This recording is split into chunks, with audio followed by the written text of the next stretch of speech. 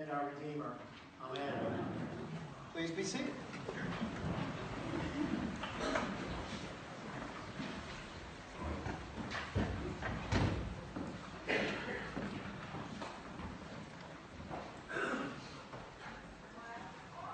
Here is the best one-line description of Christmas I know.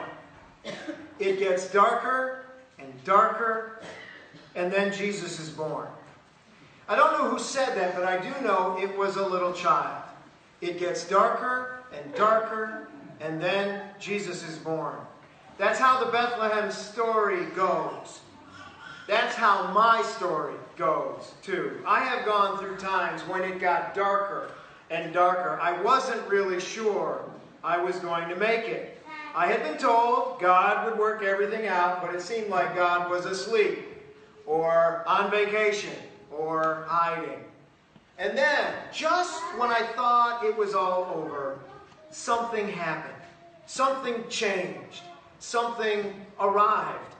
Sometimes it was God in disguise, hiding in another human being who had shown up to help me out. Other times it was a new strength in my heart, like a newly risen star shining in the darkness. And sometimes it was a still, small voice, no louder than a baby lamb next to a manger on a winter night. It has happened again and again in my life.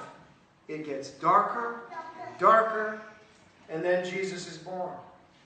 I bet it's happened to you. I bet you can look back at your life and realize that you have come through some pretty dark times. But here you are. Something got you through. Call it luck, call it grace, call it God. You have come through. It gets darker and darker. And then Jesus is born.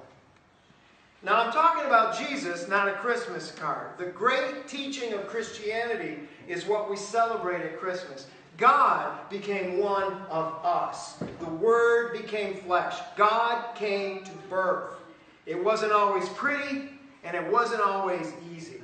This child we sing about tonight was born into poverty and homelessness. This child we sing about tonight was born in a country that had been invaded and conquered and ruled by foreign occupiers. This child we sing about tonight was a real child, eating and crying and making a mess in his swaddling clothes. It was a real child we're talking about. God became one of us. It gets darker and darker, and then Jesus is born. Last year on Christmas Day, my wife and I were given an amazing gift. We had been invited to our daughter's group home for Christmas dinner. Now, if you know me, you know that I have a daughter who is truly amazing, but also a source of grief to me. My Marie has autism and mental deficits. And the darkness I talk about in my own life is mostly the darkness of raising her and trying to make sure she has a good life. My wife and I had some very dark times with Marie. Times when she was so unhappy. Times when she was out of control. Times when she was violent. But in the past few years, my sweet Marie has really been happier than at any other time in her life. She's become a happy person, which is all any parent really wants. It gets darker, darker, and then Jesus is born. So anyway, last Christmas Day, we went to her group home for dinner, and her staff had prepared a gift for us. They gave us a picture. It's a picture of Marie. It's a picture of Marie on a poster, and I'm going to have this up here so that when you come up to communion, you can get a better look at it. But this is the picture. And it just amazes me.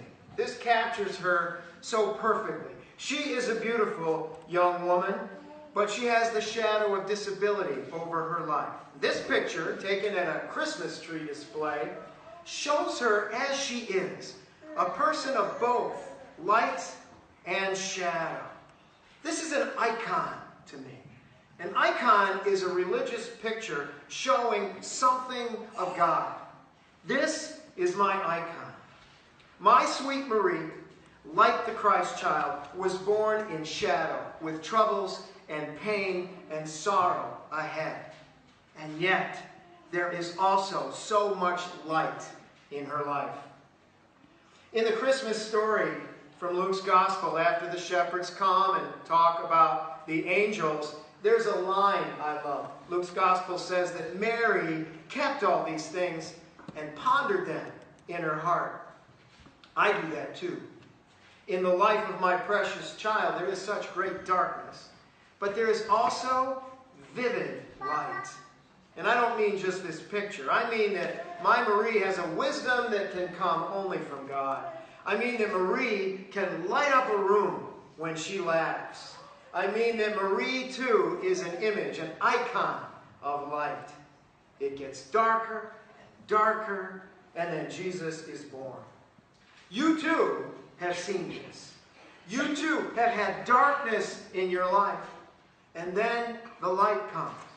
You, too, have had God born in you.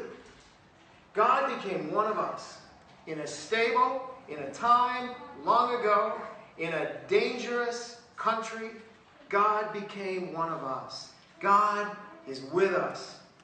God is serious about knowing how it is with us. God did this to be with us always.